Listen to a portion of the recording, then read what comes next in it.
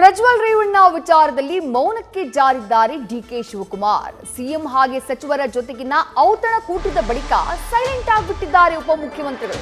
HDK ವಿರುದ್ಧ ನೇರ ವಾಗ್ದಾಳಿಯನ್ನ ನಡೆಸ್ತಾ ಇದ್ರು ಡಿಸಿಎಂ ಡಿಕೆ ಶಿವಕುಮಾರ್.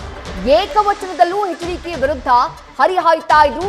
ಬ್ರದರ್ ಸ್ವಾಮಿ ಅಂತ ಹೇಳಿ ಕೂಗಿ ಕರೀತಾ ಇದ್ರು, ಅಟ್ಯಾಕ್ ಮಾಡ್ತಾ ಇದ್ರು ಡಿಸಿಎಂ.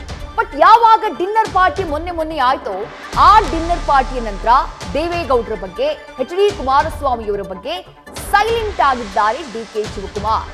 ಯಾವ ಕಾರಣಕ್ಕಾಗಿ ಈ ಮೌನ ಅನ್ನೋದು ಸದ್ಯಕ್ಕೆ ಸಾಕಷ್ಟು ಕುತೂಹಲಕ್ಕೆ ಕಾರಣ ಆಗ್ತಾ ಇದೆ. ಈಗ ಧರ್ಮಸ್ಥಳದಲ್ಲಿ ಮಾತನಾಡಿದ್ದನ್ನ ಕೂಡ ನೀವು ಗಮನಿಸಿದ್ರಿ. ಕಂಪ್ಲೀಟ್ ಅವರ ಮಾತಿನಲ್ಲಿ ಎಲ್ಲೂ ಕೂಡ ಪ್ರಜ್ವಲ್ ರೇವಣ್ಣ ವಿಚಾರವಾಗಿ ಉಲ್ಲೇಖನೇ ಇರಲಿಲ್ಲ.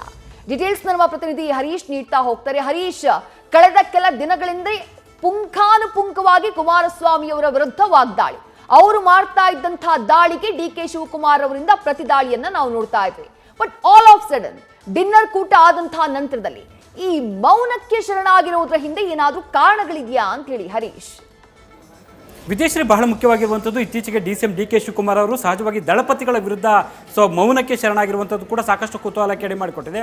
ಅದರಲ್ಲೂ ಕೂಡ 2 ದಿನಗಳ ಹಿಂದಷ್ಟೇ ಕೂಡ ಡಿಸಿಎಂ ಡಿಕೆ ಶಿವಕುಮಾರ್ ಅವರ ಸಹೋದರನ ನಿವಾಸದಲ್ಲಿ ನಡೆದಂಥ ಸಿಎಂ ಮತ್ತು ಸಚಿವರ ಔತಣಕೂಟದ ಬಳಿಕ ಯಾವುದೇ ರೀತಿಯಲ್ಲಿ ಕೂಡ ಪ್ರಜ್ವಲ್ ವಿಚಾರವಾಗಿ ಹೇಳಿಕೆಯನ್ನು ಕೊಡದೆ ಮೌನಕ್ಕೆ ಶರಣಾಗಿದ್ದಾರೆ. ಹಾಗಾಗಿ ಒಂದಷ್ಟು ಕುತೂಹಲ ಕೂಡ ಈಗ ಸೃಷ್ಟಿಯಾಗಿರುವಂಥದ್ದು. ಯಾಕಂತಂದರೆ ಒಂದು ನೇರವಾಗಿ ಬಹಿರಂಗವಾಗಿ ಕೂಡ ಕುಮಾರಸ್ವಾಮಿ ಅವರ ವಿರುದ್ಧ ಏಕವಚನದಲ್ಲಿ ದಾಳಿ ನಡೆಸ್ತಿದ್ದಂತಹ ಡಿಕೆ ಶಿವಕುಮಾರ್ ಅವರು ಒಂದು ಹಂತದಲ್ಲಿ ಕೂಡ ಕುಮಾರಸ್ವಾಮಿ ಅವರನ್ನ ಬೇರೆ ರೀತಿಯಲ್ಲಿ ವ್ಯಂಗ್ಯ ಮಾಡುವಂಥದ್ದು ಕೂಡ ಅವ್ರ ವಿರುದ್ಧ ನೇರವಾಗಿ ಅದೇ ದಾಟಿಯಲ್ಲಿ ವಾಗ್ದಾಳಿ ನಡೆಸುವಂಥದ್ದು ಹೀಗೆ ಎತ್ತಲು ರೀತಿಯಲ್ಲಿ ಕೂಡ ನಿರಂತರವಾಗಿ ನಡ್ಕೊಂಡು ಬರ್ತಾ ಇತ್ತು.